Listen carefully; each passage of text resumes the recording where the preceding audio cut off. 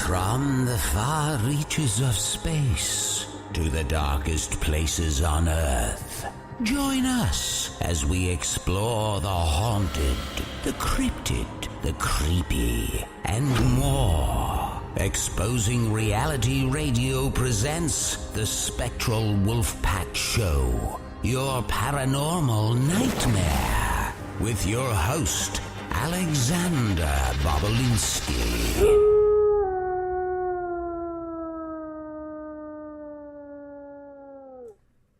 Hey guys, what is up? Welcome to the show. I hope you're ready for a interesting conversation tonight. Just so everyone knows, there was some updates to the Monroe County animal mutilations that's been going on in Kentucky, and I put a little update on that on the YouTube channel. And then also tomorrow, I've got a video coming up from a collaboration I did with my buddies at the Tarak Chronicles. We hit up the abandoned Caraway Hospital in Birmingham and had some interesting things go down there. We've found a lot of crazy stuff too. You won't want to miss that. It's going to be out tomorrow, I'll probably have it up by noon. So definitely check that out. Anyway, let's get right into it. Let's get right into the action tonight. Our guest tonight, Justin Brown, is the founder, lead investigator of Interface Death, a paranormal research group comprised of photographers, videographers, metaphysicists, and law enforcement officers from around the Midwest. Their objective is to acquire data and conduct experiments in the field to test hypotheses and develop theories that collaborate paranormal phenomena with scientific fields of study like physics and quantum field theory. Justin has been doing paranormal field research and investigation since March 2013 and has his own independent film production company, photography, and graphic design business. Justin also heads up the conceptual graphic design departments at Deadlite LLC. Justin, what is up, my man? Well, I feel sorry for making you read that bio. No. Dude, it's fine. I'll tell you what, I've read longer, and this one's actually fine. I mean, I like letting everyone know, exactly what you're about and everything, because, the show it's all about you. Mm-hmm. Yeah, I do the same thing. I just hear you read that, and I'm just kind of like, man, that's just a lot of fucking, I'm sorry with the F-bomb, but a lot of words there, you know what I mean? It's fun. It's a lot of words that, you don't normally use, typically, and it's just like, okay, it's like you're reading out the textbook. But, man, I'm doing great. I'm really happy to sit down and talk to you on your podcast and interact with your viewers and hopefully, get some cool collaborations going on after the fact. Definitely. And I gotta say that your show, or your Necromancer show, definitely inspired me to start doing the podcasts, because it's just so great to be able to talk to different people and hear their experiences and theories and viewpoints. And I think it's great. Yeah, I think that's what it's all about. I think, when you get people on the show, it doesn't matter who they are. If you just like them as a person, if you just want to get to know them because they're into the same stuff you are, mm-hmm. and, and just approach them as a person, as just another human being that just wants to get to know somebody and just leave all the egos and all the competition at the door. That's what makes the paranormal community move forward and makes the world a better place, right? Oh, yeah. Yeah, I stay out of all the social media drama that goes around, but like you said, I just like to drop the egos, just chat, have a good conversation. So when did we first started talking on Facebook, I think, right? And then we actually got to meet in person at the Mothman Fest. You know what? I honestly can't remember what social platform. I think it was Facebook. You're right. I saw one of your videos where you're just, trekking around in some abandoned. I think the first one I saw was an abandoned hospital in Alabama, and I'm like, whoa, look at that place. Yeah. It looks something like post-apocalyptic location. and you're just walking through, and I'm just like, well, I like this. And then I got to meet you as a person, interact with you, and I just thought you were a super cool guy. And I was like, well, I want to be friends with that guy. Well, thank you, man. I thought you were super cool too, and it was a special moment when we got to meet in person with you and Josh, and Eric was there with me. And it was just instant bromance. It's cool, man. You establish these relationships on social media and on the internet, and it feels real. It's great, but when you meet in person, it's a trip. It's weird. You know what I mean? To meet in the opposite, like, it's almost like the adverse way to how to meet somebody. Yeah. But what's cool is it wasn't like weird, like, because we watch a lot of each other's stuff, so it was pretty much like I knew you already. Exactly. But just the fact that now it's real, it's kind of like, now we can actually be real friends and tell everybody, it's like, yeah, I really know that guy. Yeah, for sure. And about that hospital, I think it's the same hospital that'll be in the video tomorrow, and we got even more footage of like the inside and everything. It really is like a post-apocalyptic like place. It just like looks like something out of Fallout. And we have a lot of that down here. That's crazy. So you had already been to Point Pleasant before in the TNT area, right? Yeah, I did a documentary in 2014. Nice. I only lived 2 hours from it. I did a bunch of research. I went down there, did the festival, went to all the places of interest, learned about the Native American stuff, learned about the Mothman, everything, aliens, everything. That's great. It's a unique location. It is. It's one of my favorites, I think. I was talking to Eric about how I'd love to take the time to like camp out in the TNT area for like a week or two and have game cams out and do a bunch of different experiments. But it's one of my favorites. Ever since I saw it on TV, I was like, I gotta go there. Yeah, you had a haul. Like it was about as far away from you as Gettysburg was for me when I went this year. How was that? Oh, wow, man! Never been to Gettysburg before this year. Went for the first time. Mm-hmm. It was even more. It was better than I ever expected it to be. You just have to go there. It's such a significant part of all of our history, mm-hmm. and you don't even have to be sensitive to feel something when you're there. It's crazy. And all the people that surrounded that whole Gettysburg bash that they have each year. I think this was the third annual one, mm-hmm. if I'm not mistaken. And it was a 3-day event, so it's all weekend. Nice. And you get to hang out. You get to hang out just like any other Paracon, but you're in one of the coolest, most historical, haunted locations you could probably be in. That's great. I've never been, but it's on the list. I love those battlefields in general. They're just, like you said, the energy there is just crazy. Like Chickamauga, similar. Yeah, the landscape is crazy. Like the Devil's Den, there's all types of these stoneworks and these cool rocks. Nice. And Round Top is up on top of this hill, and they got little miniature castles, and they have hundreds of monuments there. And there's the National Memorial Cemetery for Gettysburg there, where Abraham Lincoln gave his the address. I'm having a brain fart, but he did a historic speech there. It goes on and on. You have to go back there like multiple times to even get your head wrapped around everything. I bet. Yeah, because it's pretty big, right? Pretty big. Yeah.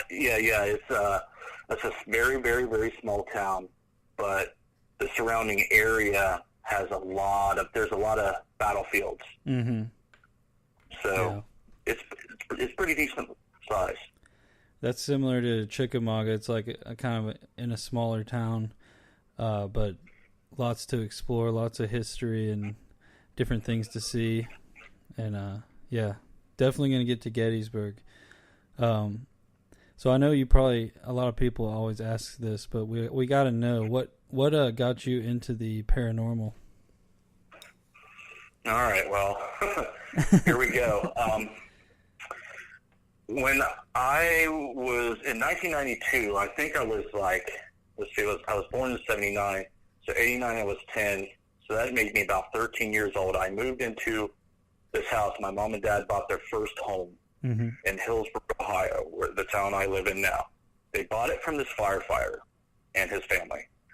And they moved out of town, right outside of town on a farm, and we moved in there. And that's where he built the house, and he kind of raised his family in there before they moved. And we were chilling. Nothing was happening. Typical house, typical family life. But about a year later after that, this firefighter found out that his wife was cheating on him, and he did not take that very well. He ended up rolling his truck out to the barn lot where he lived on his farm, and he blew his guts out and killed himself. Wow. And about a year after that, we started experiencing things in the house that he sold us. And to not make this story long, because it is a long story, we started experiencing things that started off typical footsteps going up the stairs, weird noises, weird feelings. My mom, she's like very, very gifted psychic and medium. She would tell us that it was this firefighter who had died, and we didn't want to believe it. So years go by. Weird things would happen. This is a long story, so I'm just going to fast forward. Years go by, and I have a boy, and I'm living there, and my mom and dad divorced, and my dad's living there at the house at the time, and I'm living there with him. And my boy turns 2, okay? And he's just now starting to talk at this point, and we're upstairs in the bedroom where a lot of the activity would happen, and that's where the firefighter's kids slept and stayed at. So we're up there, and he's starting to talk. So he's starting to talk about a guy named John. So I'm asking him, "Oh, you mean your grandpa John?" And he looks at me and he says, "No, John R. He's dead." Wow. And dude, the firefighter's name's JR, man. Wow. I freaked out. Yeah. I mean, every time I tell it, I get the goosebumps. I get the PTSD. I ran out of the house screaming. I left my poor kid sitting there in his diaper for at least 10 minutes.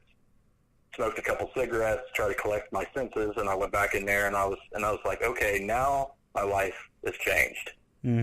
I kind of knew that stuff went on. My mom, had all these crazy stories telling me as I grow up, and I just wanted to think that she was crazy, So now I know. So it stemmed from there. Like, I had some profound experiences after that, crazy experiences. If you want to talk about them, we can. But that's pretty much what got me in that mode of, okay, if this is possible, what else is possible? What else can I experience? So that's pretty much the origin story. What do you think about, so you said your son was 2 when he said that? Yeah, what do you think about that, like about children having like that kind of information? Because I've definitely heard a lot about that, and I know that Brittany, my girlfriend, had similar things that she would say, or things that she like wrote this poem that was about the guy who died in that house, or the house she lived in, and she never had even heard about him. She was like a similar age, like maybe 3 or 4, I think. And what do you think about that? Well, what I think is when we're young and we're first starting to realize that, hey, we have these memories, we're starting to form our own personality, our own consciousness that we can actually put together as a person, we start to, develop an intelligence and, some perceptiveness. So at that point, you are not told what's real, what's not real. You're not programmed. You're not conditioned. You're not desensitized. You are like this open, floodgate of everything that you can, receive as information. Sensory information and everything under the metaphysical umbrella you're susceptible to. Now, nowadays, if you tell somebody that you've seen a 12-foot tall purple dragon, they think you were crazy. Mm-hmm. So you have to there's a part in your brain that tells you that this stuff ain't real. So you have this rationale, you have this skepticism and barrier around what is possible, but the young kids don't. So I think that if there is things that can occur, that can communicate, and things that they can see and talk to, I think that's why. Yeah, that's definitely I agree with that for sure. It's pretty wild because you hear a lot about that, about young kids with, bringing up names or like saying these weird things that like freak the parents out. Well, not only that, Alex, there's kids talking about past lives. Yeah, exactly. I've heard some about that. Yeah, I'm getting chills just thinking. Well, here's the thing, Alex. I believe in reincarnation. Mm-hmm. I don't believe that when you pass on, your soul goes in the ground until Jesus comes and then he resurrects you and takes you to heaven happily ever after. I do not believe that. Don't make any sense to me, and here's why. Everything's a circle. Everything's a cycle. Everything's cyclic, as they say. Mm-hmm. It doesn't start from one point and end at another. It's constantly going around and around and around. Okay, so I think the same thing's true of the afterlife. You can cross over onto whatever's out there, and then you get processed back into the matrix, man. You may have these memories when you're a young child that you don't make any sense to you, but it's like you lived that life. Mm-hmm. And it's I think it's rare because there's certain factors that we don't understand about the process and mechanics of it. And yeah. I think we need to research it more, but I believe it's possible. Definitely. Brittany had an experience during a Reiki session where she had like a past life experience of like just going to a normal Reiki session, and she came out and had remembered all this stuff about her past life, and she was like talking in this weird accent for like 2 days. It was really weird, and I was like, dang, this is crazy. Like, she was just acting so weird and like telling me all these stories and stuff. I was like, this happened from an hour session. Like, what happened? Wow. But yeah, she's definitely very sensitive, like to all this stuff. Like, it's pretty wild. So after that experience, is that when you started thinking about like investigating or trying to figure out what, like, is there more to this or? Well, before that happened, I was already being subjected to all the stories my mom would, tell me. Her grandmother was full-blooded Ojibwa, so I was kind of involved and brought up with a lot of the Native American heritage and spirituality that comes along with that. Mm-hmm. But I would read all the occult books. I'd read mythology. I'd read, and I'd watch all the supernatural programs and, the unsolved mysteries way back in the day. That dates me probably. Mm-hmm. And I had a huge interest in it, just like a lot of people would. Aliens, UFOs, everything. Mm-hmm. Ancient civilizations. But at that point, I was like, okay, it terrified me, Alex. I want to be honest. I didn't really want to go find it, but still the intrigue was there. Mm-hmm. So what actually got me into it was later on in life, I had a few other experiences. And let me know if you want me to get into it. But what really was the catalyst was in 2011, my dad died at the age of 54. His heart exploded. He had a massive heart attack while he was at his job, and he just fell to the ground and died, just out of the blue. Sorry to hear that. He had heart problems. Yeah, it sucks. It happens a lot, and it affected me way more than I thought it would. And I had to reevaluate my own mortality at that point. Mm-hmm. I didn't understand life and death like I thought I did. And all I could see was death, and all I could think of is death and what would happen if I die, what would happen if my wife and kids died, if everybody died, I was going crazy, Mm-hmm. So I was, that's when the paranormal pop culture was in full swing. There was a lot of TV shows. They were going out there and doing investigations. I was like, hey, just like a lot of people, hey, if they can do it, I can do it. Maybe one day I can talk to my dad again. Mm-hmm. Maybe I can find out a way to talk to others that have passed on and figure out what the hell's going on, because I've had all these other experiences. So yeah, that's got to be it. Yeah. Yeah, I'd say Or my mom passed away in 2012, and it was kind of a similar, like, that's when I really started taking it more serious and getting, started gathering equipment and actually really putting a lot more into it. So I can see that definitely. And I understand too about that, like only thinking about death and just not understanding it all. And it's hard when your parents die. It's definitely. Yeah, it made it ultra real for me. Like, dude, I cannot get the image of, the image of my dead dad out of my head. Like, it's burned there. Yeah. Like, it's the most brutal, ultra real experience of that is what death looks like. That's what it is. That's how it makes you feel. That's how it impacts your life. Mm-hmm. It wasn't like, your great aunt or your grandpa at the funeral in the casket. It was like way, way, way more profound. Yeah, definitely. I understand. So what was the other experiences that you were referring to? Okay. Yeah, let's get into let's get into it. These are crazy, man. These are really crazy. So they're juicy. All right, I'm gonna get juicy on you. All right. I was not married to my first kid's mom, but I was staying with her and my very, very young child at the time. He was a little bit older. I'm going to say he was like 4-ish at this point, and we're staying at her brother's house. We're just a whole bunch of us friends staying in her brother's house. We're kind of partying, we're just crashing there. And there's a guest bedroom that I'm sleeping in by myself. Mm-hmm.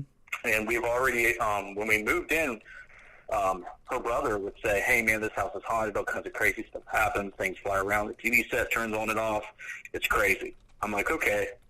I'm kind of used to growing up in a haunted house. I thought it would be fine.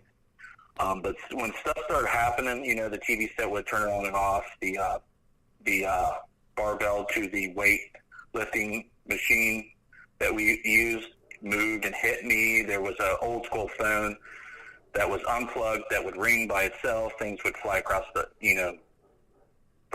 fly across the room, and that was, I'm like, okay, that's Poor Guys, the movie, right? That's like, okay, I can deal with that. But one night, I'm laying in bed trying to go to sleep, and all of a sudden, I feel extreme sensation of someone staring at me. Mm-hmm. Never felt like this before.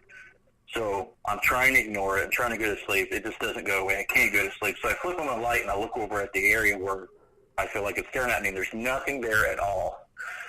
And I can't see anything, and I can't figure out what it is. Sometimes I would hear a buzzing sound, and I thought it was, is that the transformer or whatever outside on the pole? I'd go out there and look. There's nothing going on. I can't find the source of the buzzing sound. And this would happen night after night. And what I'd end up doing is, I'm so tired, I got to go to sleep. So I'd grab up my girlfriend and our kid, and I would drive 45 minutes away to sleep at my mom's house just so I can get some sleep. Yeah. It freaked me out. So after a while, I got tired of this. So I decided to move in with my mom. Mm-hmm. But what happened was it followed me there.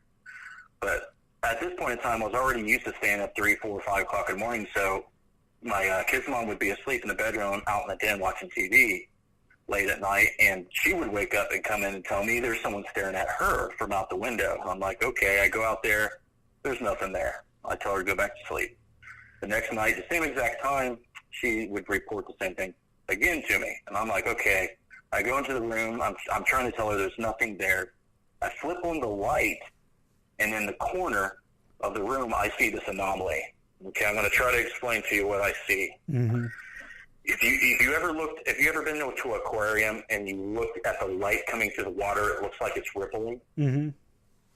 That's what I'm seeing, and it's like a blob. It's like a huge orb mass. Yeah. On the outside of this thing, it looks like static, from a television set that's receiving no broadcast. But it's all transparent. It's all translucent. You can see through it, but there's something like an energy anomaly there. And it's kind of floating up and down and moving like maybe 6 inches very slowly and methodically up and down. And I'm like, what the hell? I thought I was taking a little bit too much mushrooms back in the day or something. I was like, what? You know what I mean? I thought I was hallucinating. Yeah. So my mom would tell me before I moved in that there's these orbs of light that would come flying through the fields, because we lived around pig farms and cornfields, through the fields and come into their house and scare the crap out of the dog. And that, you know, I'm like, well, you're crazy. That'll happen.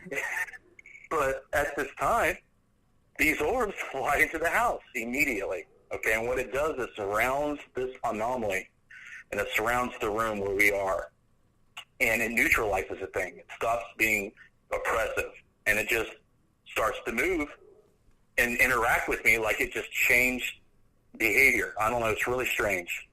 So these orbs kind of dissipate after a while. They're different sizes. They're translucent. They look just like dust orbs on photographs. They look exactly like that, but you're seeing it with your eyes. So when people say they see orbs in photographs, you know, you tell them, you know, most likely that's not paranormal, but I've seen things that look exactly like that I believe and know that are paranormal. So it's confusing. It's a confusing world we live in. Yeah. So this thing stays around for 10 minutes, Alex. It leaves the room. It peeks at me from around the door. I'm like, what the hell? I go out there. It goes into my mom's room. It's going around the house. I'm following it around, and eventually it makes it into my mom's bedroom and stays there. And it lets me walk into it. And I want to see what it feels like to walk into this thing. And it feels like a cold, hot, tingly sensation. It's like you just took a bath right in icy hot. And after that, it just dissipated and went away. And it never came back. We ended up having to have a shaman, one of my mom's friends, come and do a cleansing. And she said that it came, because we didn't know what this was. I didn't know it was the same thing that was at her brother's house. So she found a photograph of my girlfriend's brother, and she said, well, this is where it came from. It kind of wrote along with this photo that you took while you were partying, and that's how it got here. So she smudged the photograph, and she said it would go back tenfold to where it came from. So oddly enough, she was right. We went back to her brother's house. That place was super haunted after that. Things would fly across the ring. Wow. I'm telling you, man, the movie Poltergeist, that's exactly how that house was, and that's exactly how the house I grew up in, where my son had seen and talked to the firefighter. There would be pennies laying everywhere. My son had dumped his penny bank of 1 million pennies everywhere, and we had copper color carpet, so we couldn't find all of the pennies, even if he tried. So every once in a while, there would be a penny that show up, would sit it on the VCR, for example, and then one day, me and my wife now would be sitting there watching TV, and the penny would just race up off the VCR and flip once and land right back where it was. Wow. And it started like that, man. I'm telling you, dude, this sounds fake. It sounds made up, but it's not, man. And it escalated to flying across the room, flying, just flying through the air. People, just randomly, it could happen twice a day and not happen for 6 months and then happen again. There's no rhyme or reason to it. I've seen water manifest out in there and land on people. Dude, I've seen crazy stuff, man. So yeah, those are probably the most, crazy stories I could tell you right now. But this happened all before I started investigating. That's amazing. What a couple of amazing experiences, but also probably very terrifying at the time. Yeah, I was scared of this stuff in the beginning, but what's weird was when my dad died, and I had that, experience of that death, and you go through the process of mourning, you go through the process of like, oh my God, I'm going to drop dead. He dropped dead. He had a heart attack. I'm going to have a heart attack too. My doctors were saying that, there's a chance that it runs in the family. You need to be careful. So I'm thinking I could die too at any moment because he just died out of nowhere. So after you get over that fear, after you go through that, and that's the most craziest fear you can think of is your immediate death at any time. So once you get over that, that kind of removes the fear of ghosts and things that go bump in the night. So you're like, I think I can walk into this asylum by myself at 3 o'clock in the morning and be cool. Yeah, that's an interesting way to look at it, but it makes sense, man. Right. So when you walked into that thing, I mean, I guess you didn't feel too scared of that thing, right? I mean, how did you feel being in that thing's presence? Well, what's weird was before I wasn't scared, but it made me tired. Like, it was there for that purpose. It wouldn't let me sleep. It wasn't scaring me, but it was just disturbing my sleep. So when it stopped disturbing us and just was walking around, like, dude, it like switched. Like, there was a switch in how it was behaving when these orbs came in. Like, the orbs did something. I don't know, man. And here my bio is talking about the science guy, and I'm talking about orbs. You know, that's funny.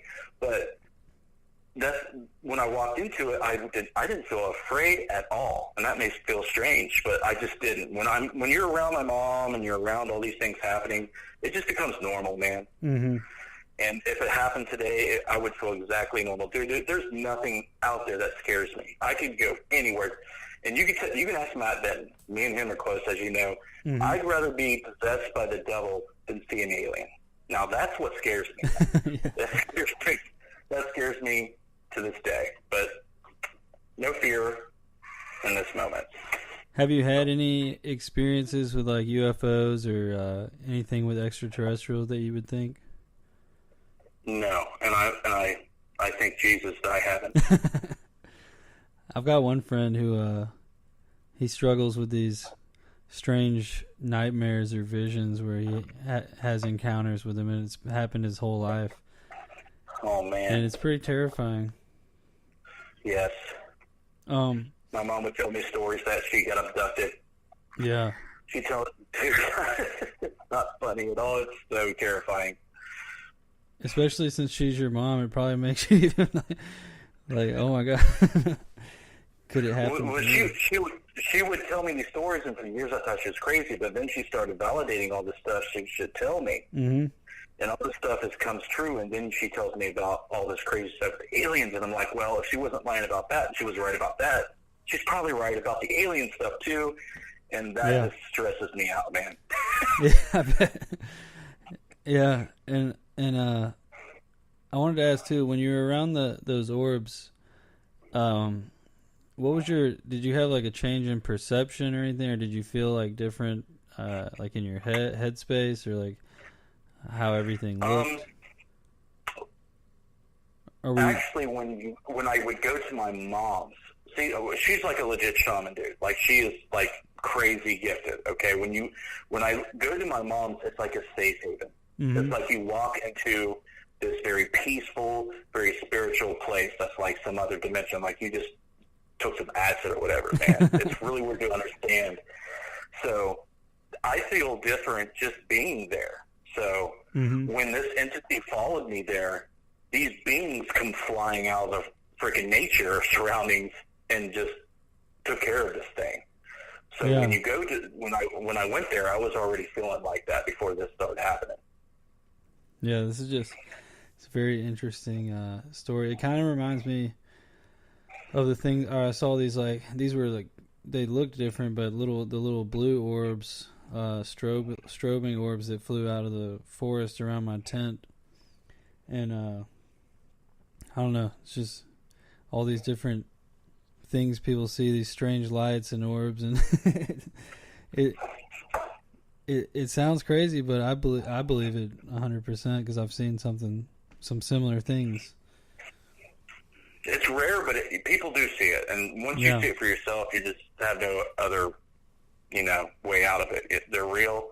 You don't understand it. I've heard a lot of people say that they're nature beings or fairies or stuff like that, and that's what my mom says they are. So I'm like, okay, that must be what they are. That's what I call them too, because the ones I saw, I actually got a glimpse of their wings, and they had like translucent, like these weird wings. I mean, it kind of was similar to a butterfly, but different, but they had these blue strobing light that they emitted, and they were able to like dim it down or brighten it up, and man, it was. I get chills just thinking about that experience. But what other kind of have you seen any other like shadow figures or things like that? I mean, I think we've talked about this before, but not on this show, of course. But have you seen anything? I've recorded them. Now, I see shadow anomalies all the time in my home. Mm-hmm. Like, I'll stay up here, late at night. I'm a night owl, just like most of us are. And then sometimes I see them in the day, but they're more common at night because I think you have to be in a certain lighting to see them better. And usually when it's not pitch dark, but there's a little bit of ambient light. Mm-hmm. And I don't see full-on figures, but I see anomalies. Now, I've actually captured pretty big shadow anomalies on CCTV camera at my father-in-law's. Mm-hmm. And that was so cool, man, to hear his stories that he sees them. And, of course, my mother-in-law thinks he's crazy, but I actually captured them and showed him to her, so now she can't say that he's crazy. Nice. That's awesome. But I haven't seen, like, a humanoid-shaped figure yet. Mm-hmm. I've seen an outline. Like, at my mother's house, I've seen an outline of a person. It wasn't like it was completely normal in the middle, but it was like if you would draw a shadow around the outline of it. I've seen that. Yeah. So it wasn't, like, filled in with shadow, or what? Nope.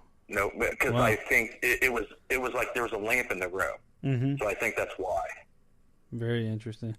Yeah, the ones that I have seen, like you said, in the daytime were like there was one I saw at my old apartment. There was like this hallway, this stairwell that was like indoors, and there was like no light in there, so it was kind of had that dark ambient light, and I saw this like little, it was like 2 or 3 feet tall shadow figure. And I call it a figure because it was like this little figure, and it like looked at me, and I looked at it, and then it like shot through my neighbor's door, and I was like, "What? It's like 2 PM. What is going on here?" Mm-hmm. Most every person I've talked to that's seen shadow figures, they describe them as 3 to 3.5 foot tall. If they see them in low light situations, they're blacker than the darkness that they're in, and they move very fast. Yep. The one full figure that I did see was at Trans Allegheny, and it was like, oh man, I want to go there. Dude, you got it. It's awesome. It was like standing beside me, and it was like this perfect figure. Like I thought it was a person standing there, like who moved out of the way so I could go through, because we were like doing a little tour with like several other people, and we had like 9 people in the group. And then I come through the door, and I like turn around, and they're gone, and I was like, "What?" Oh my god! But yeah, what do you think those things are? How would you explain these entities or well, I can explain it. I have a theory, a scientific theory about how people can see them, but I don't know. I haven't been able to do any tests. I'll let you know about that first, and then I'll go into what I think they are. Mm-hmm. There's this research I've been looking at about a protein found in human eyes, animal eyes, and even insect eyes. And it's a cryptochrome protein called Cry4. And what they're discovering, especially in birds and insects, that they use sun navigation and magnetic field navigation using Cry4 cryptochromes to see the magnetic field lines around the Earth. Mm-hmm. So when they explain what they see is it's this shadowy, anomaly around where the magnetic field line is. So if magnetic fields have anything to do with these anomalies, which we're pretty sure that they do, you can see that it's actually a magnetic field, and it's actually the cryptochrome, the Cry4 and the eye, and that would explain why you only see them at certain times and certain lighting situations, because all the research suggests that the light has to be right for the cryptochromes to see the magnetic fields, and the levels of Cry4 rise and fall throughout the day. So I find that very, very interesting. And a little bit more about the research is they extracted Cry4 out of human eyes and injected them into the eyes of fruit flies, and it gave them their magnetic field navigation back, which they're supposed to have naturally, but sometimes certain species will lose it for whatever reason. Wow. But okay, that's why I think people can see them. Mm-hmm. I would love if anybody out there is listening that wants to give me, $1 million to go prove this. I'm waiting. But I think that they're a range, that there's a spectrum of entities that can show up as a shadow anomaly. I think the reason it can range is because a lot of paranormal phenomena has magnetic fields associated with them. Okay? Mm-hmm. If it's a magnetic field that you're seeing because of the proteins in your eye, then it could be almost anything that has a magnetic field associated with it. So I don't think you can just classify it as one thing. The small ones, I believe, are not human. The ones, or they could be children. The taller ones, or the more adult-sized ones, they could be, spirits that have not crossed, for lack of a better term. Most of the cases I've seen with shadow figures, they're benign. They don't really do anything malicious or nefarious to you. Yeah. They just, they don't harm you. Most of the cases I hear about. I think that in some cases, the shadow could be created by how the light is being bent. You ever seen a mirage where there's a hot summer day and there's a highway in the desert or whatever, and you see that reflection pull effect on the ground? Okay, well, that is caused by the light being bent by the heat. And it bends when it goes to your eye and causes a reflection. It almost looks like it's shadowy in some cases. Yeah. That could be an effect that could be causing some of the stuff. And that would be easier and cheaper to test. But no, that's interesting. Because it makes me start thinking about, the temperature, or how, the temperature and other other things that were going on when I saw these things, or... Think about this, Alex. What is it about shadow detectors that get triggered in these locations where there's shadow figures? Okay, shadow detectors use passive infrared sensors. Okay, infrared sensors detect heat. They don't detect. They're not like a shadow detector. They're passive infrared. So a shadow detector actually measures the drop or increase of photons that hit the sensor, but the motion sensors don't. So that makes me curious about the heat anomaly too. Yeah, definitely. Interesting. Lots to think about. Also, in infrared spectrum, that's the heat spectrum. Yeah. Very cool. What do you think about people seeing the shadow beings in a sleep paralysis episode or things like that? Do you think that is the same entities or anomalies, or you think that's something else? Most of all the sleep paralysis episodes I've read about are not good. Yeah. They're very oppressive. It's very hallucinogenic-like. It's very, chaotic-like. And the science guy in me says that a lot of it could just be explained by a physiological condition known as sleep paralysis. But in certain situations, people experience things that are physically impossible, like levitation off the bed, bed shaking, being actually physically attacked with eyewitnesses. Yep. Those things are more rare, unless they're not reported as much. But the beings, they could be very malevolent. They could be, something that's out to harm you, out to get you. I don't understand why that in the process of you trying to wake up, or, that in between sleep and awake consciousness, I don't know why that the beings that are out to get you or out to mess with you happen at that point. That's very strange. I have no explanation for that. Yeah. But it feels like it's a different entity. Yeah, I agree. It really does. I don't like they sometimes they're described, to look similar, but definitely something darker to those. I feel like, but I'll have to tell you sometime. I'm not going to go into it on this show, but I'll have to tell you sometime about an experience that me and Brittany had at the same time.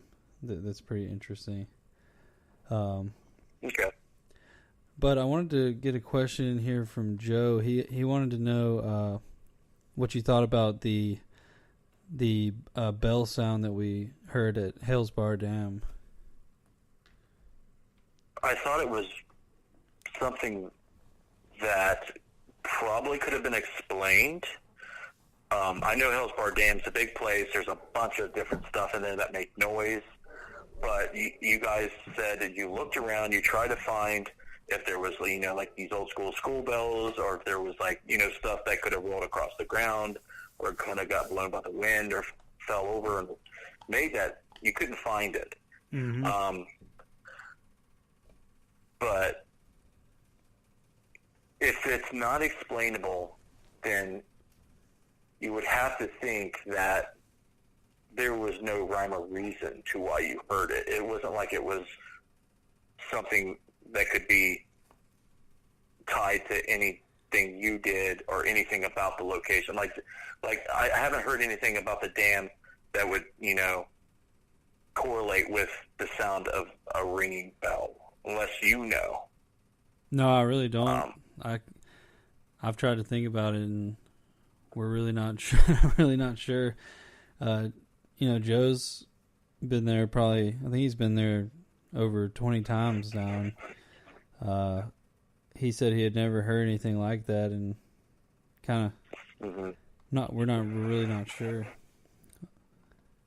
That's the thing. I don't think that there's no way to know what that was. You're just going to have to mark it up as unexplained and hope it happens again so you can investigate it more.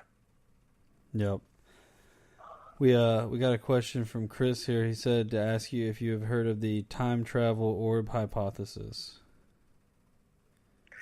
Time travel orb hypothesis. And he said, meaning time travelers can watch us from orbs rather than being UFO. Oh, space warp bubble, right? Like a temporal bubble. I'm not sure. Yeah, I guess so. That's kind of what I'm getting. I believe that that's possible. If you're going to believe in aliens, you're going to believe in interdimensional travel and interdimensional beings, then sure. My mom has explained and told stories about things like that, so my mom's not been proven wrong yet, so sure. I haven't heard about the orb. I haven't heard of that terminology and that specific thing, but I definitely have heard stories and have researched, theoretical, mathematical things that could have, like wormholes, time warp bubbles, stuff like that.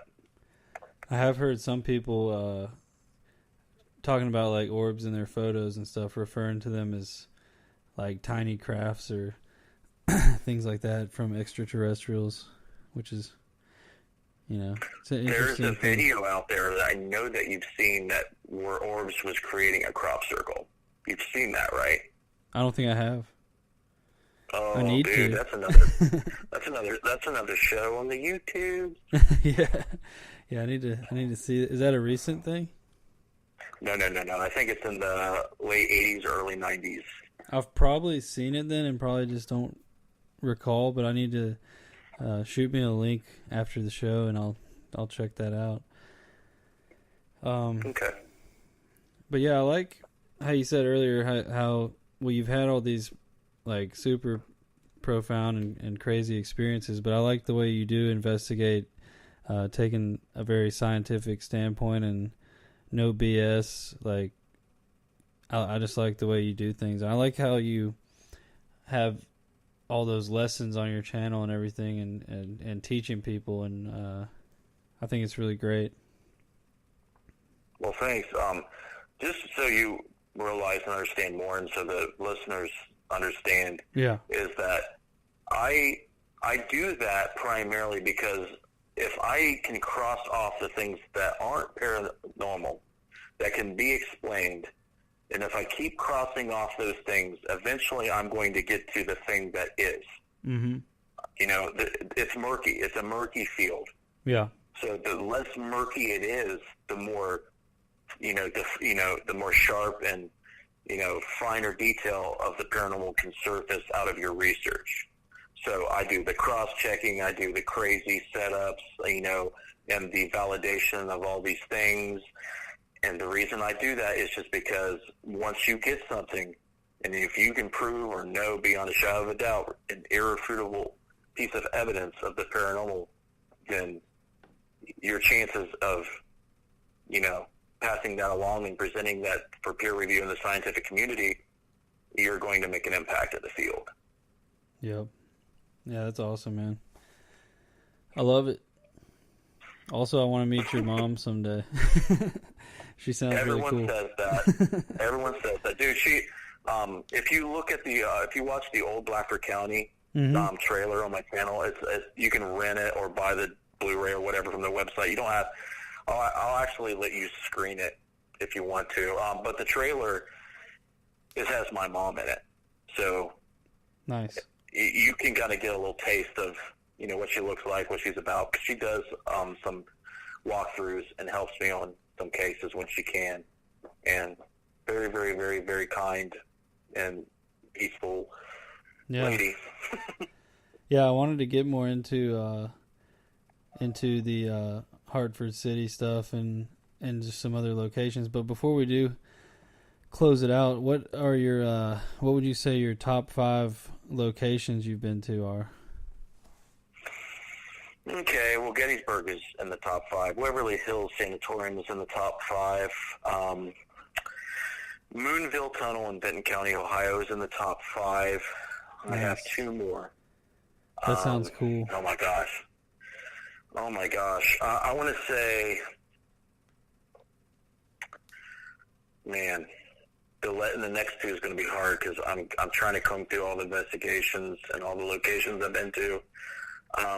There's a lot. Willow's Weep in Indiana is crazy. That's the first time I've ever been touched. Yeah. And that would have to be in the top 5. And the last one, I'd say it would have to be Elizabeth's grave in Chillicothe, Ohio, because of all the years of research I've done there. It's an abandoned cemetery, and every time you go, you get something, and that's not how it's supposed to be. Yeah. So I love would those. Have to be, I love those old cemeteries like that. Oh yeah, it's very old. It's abandoned. Kids go there and screw it all up. They tear up all the stones. They move them all around. Dude, it's so disrespectful and horrifying. Yeah. When you go there, it gets worse and worse, and it makes you mad. It makes you mad, very, very mad. Yeah, we have a similar cemetery like that in Bass Cemetery in Irondale, where kids go there and pissing on the headstones and knocking them over. And anytime I see kids there, I tell them what's up. Like, don't do that.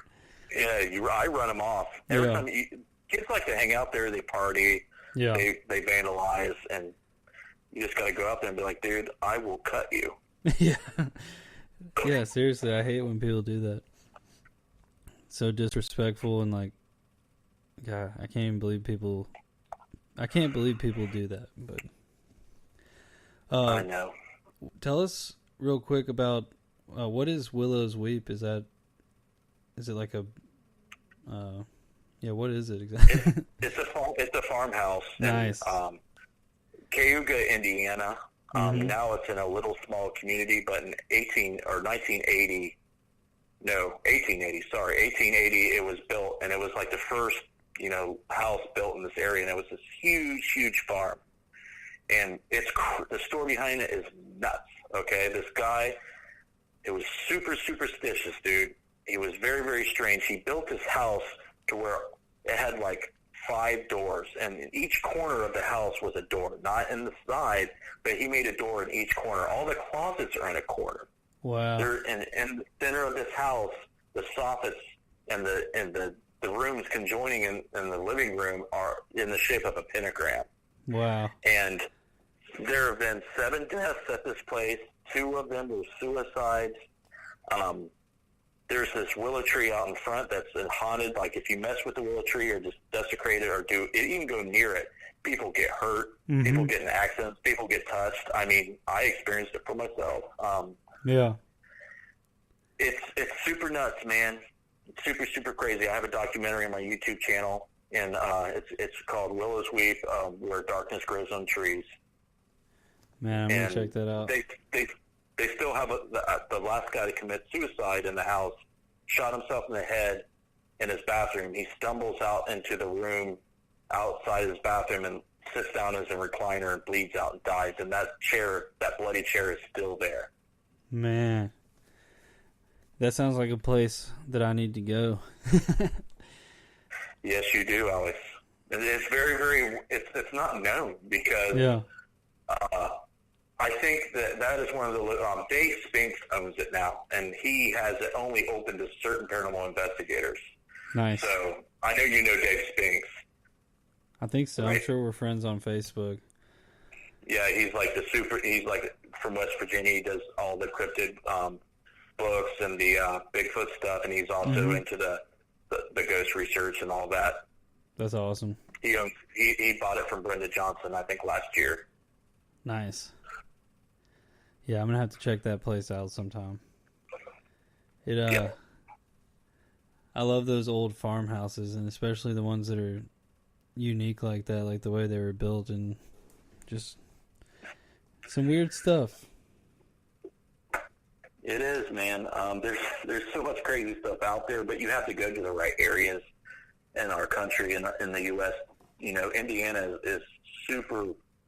It has a lot of farmland, a lot of rural areas, and places where no one really goes or cares about anymore. Yeah. So the history's forgotten. You know, the stories were forgotten, and you now that you have the internet, you have YouTube, you have all these paranormal investigators out there. If you dig deep enough, you'll find these places, and that was one of the places that called to me for years. So when I finally got to go, you don't get a whole lot. You get a crapload of personal experience. You get a great story, and the few things you do get are great. Like I got touched out by the tree, like I said. Mm-hmm. We would leave the house. Nothing would happen when we were in the house except for one thing. When we would leave the house and monitor it from the garage with the CCTV, the REM pods get off, the motion detectors get off, you'd hear footsteps. Yeah. There was a time where the house started vibrating. Wow. But we got somebody that was being touched in the chair. We did isolation sessions in that bloody chair, and when my equipment tech at the time was getting touched, and he asked him if it was the guy that killed himself, and straight up we got an EVP that said yes, clear as day. Man. It was pretty good. Bloody chair, that sounds insane. I need to go there. Yeah, a lot of people are like, dude, how can you even sit in that chair? I'm telling these people, it's like, man, paranormal researchers are a different breed of people. Yeah.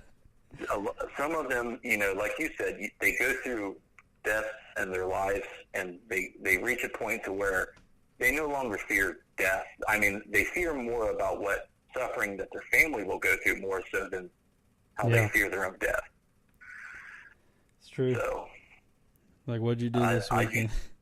Sat in the bloody chair. Sat in the bloody chair. Went down with Alex to this place where they stored ammunition and grew 7 foot tall black mothman. Yep.